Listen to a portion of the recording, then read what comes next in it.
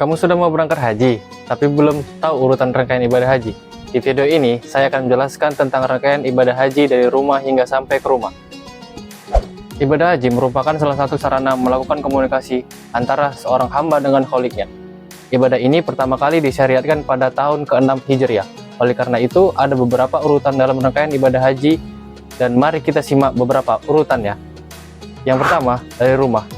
Calon jamaah haji memulai langkah pertama menuju tanah suci dengan membawa niat ikhlas dan harapan akan keberkahan, serta mempersiapkan berkas dan barang bawaan yang diperlukan pada saat ibadah haji.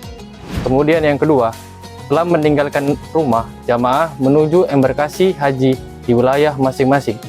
Di sini mereka menjalani pemeriksaan administrasi, kesehatan, dan pembagian perlengkapan haji. Para jamaah juga mendapat bimbingan terakhir sebelum keberangkatan ke Arab Saudi. Kemudian yang ketiga, dengan penuh haru, jamaah menaiki pesawat yang akan membawa mereka ke Bandara Amir Muhammad bin Abdul Aziz, yaitu Ammah di Madinah. Perjalanan udara ini adalah langkah besar menuju Tanah Suci, di mana para tamu Allah akan memulai rangkaian ibadah haji. Kemudian yang keempat, setelah sampai di Madinah, jamaah gelombang pertama akan melakukan ibadah sholat arba'in. Di kota ini, mereka diberi kesempatan berziarah ke Masjid Nabawi, makam Rasulullah SAW, dan tempat bersejarah lainnya. Yang kelima, setelah beberapa hari di Madinah, jamaah bergerak menuju Mekah. Dalam perjalanan ini, mereka berhenti terlebih dahulu di Masjid Bir Ali untuk memulai berniat ihram di miqat, mengucap talbiyah sebagai tanda memasuki ibadah haji. Yang keenam, sesampainya di Mekah, jamaah diarahkan untuk memasuki hotelnya masing-masing. Setelah itu, jamaah melakukan ibadah umroh di Masjidil Haram yang dipandu oleh petugas kloter masing-masing. Yang ketujuh, pada tanggal 9 Zulhijjah, jamaah berkumpul di Padang Arafah untuk melaksanakan wukuf, puncak dari ibadah haji. Di sini mereka memperbanyak doa, mengikuti khutbah, zikir, dan memohon ampunan kepada Allah Subhanahu wa Ta'ala. Kemudian yang kedelapan, selepas wukuf, jamaah menuju Muzdalifah untuk mabit atau bermalam, mengumpulkan kerikil untuk melaksanakan lempar jumroh di Mina.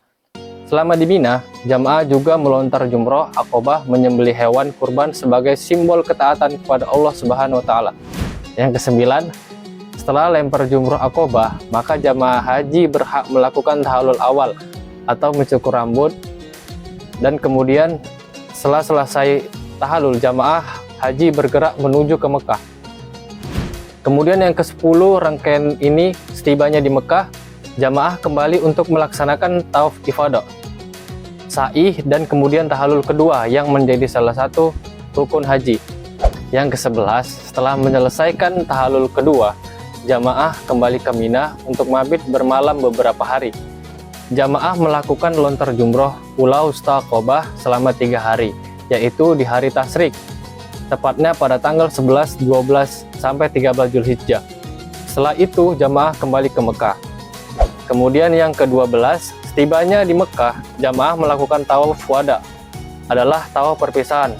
Artinya, tawaf ini adalah ibadah penutup dan jamaah akan berangkat pulang ke tanah air, tepatnya turun di Bandara Debarkasi.